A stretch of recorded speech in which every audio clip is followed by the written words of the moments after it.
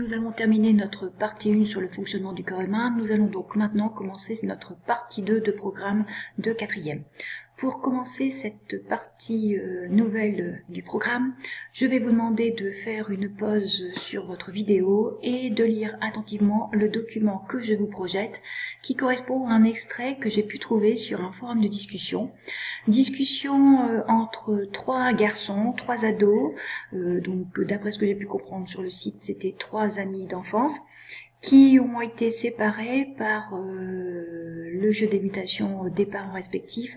Donc il y en a un maintenant qui habite donc sur l'île de la Guadeloupe à Basse-Terre, un autre qui continue à lire dans le nord de la France à Lille, et un autre qui habite maintenant dans le sud de la France à Nice.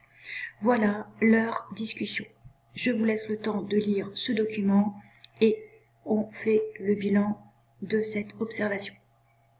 Alors, si on résume le sujet de leur discussion, il parle, le garçon donc sur l'île de la Guadeloupe, Slawal, d'un séisme qu'il a pu ressentir, donc c'est son premier séisme qu'il vit donc sur l'île de la Guadeloupe, à Basse-Terre, et il évoque aussi que certains séismes qui se déroulent au niveau donc de l'île de la Guadeloupe peuvent être liés à une activité volcanique. Bon, ce qui n'était apparemment pas le cas pour le séisme dont il parle dans ce cas-là.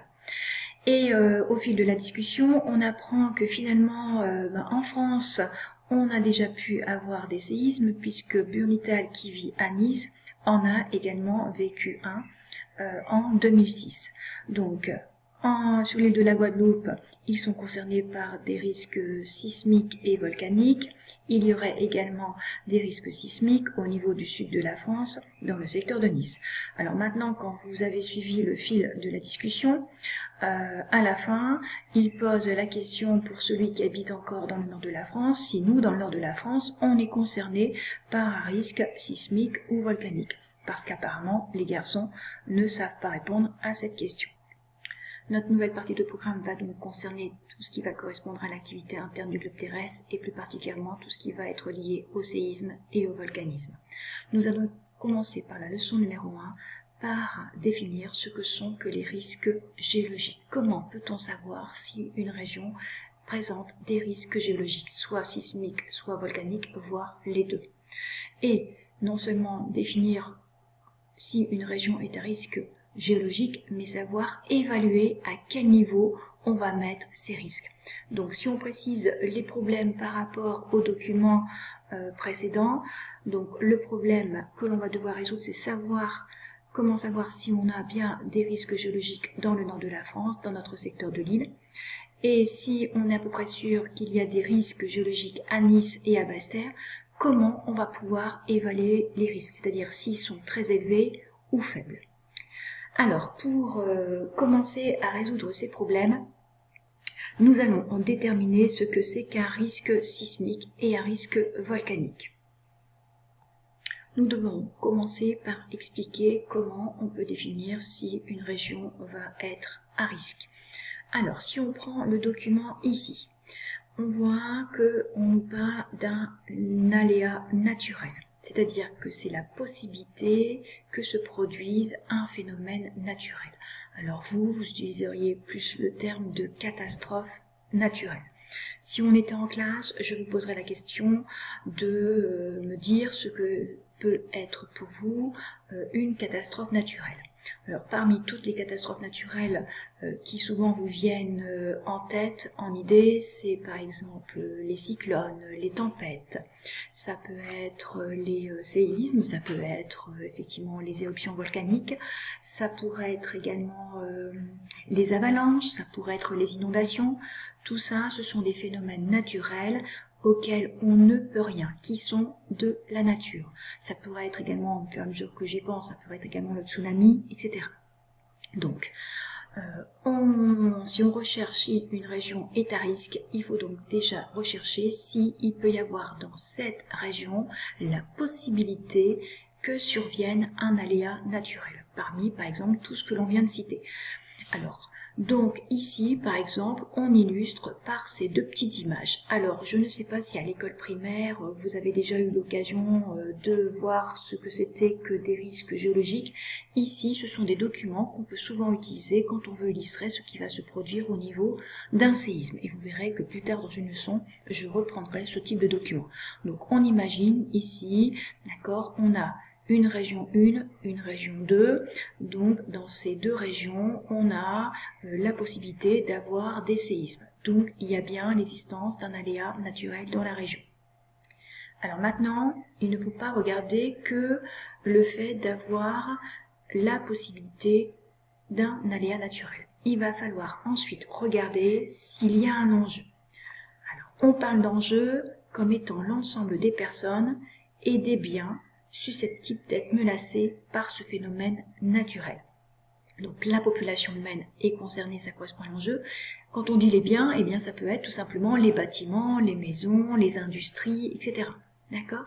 Donc voilà, dans la région 1, voilà effectivement des habitations. Voilà, nous avons notre région 2, nous avons quelques habitations.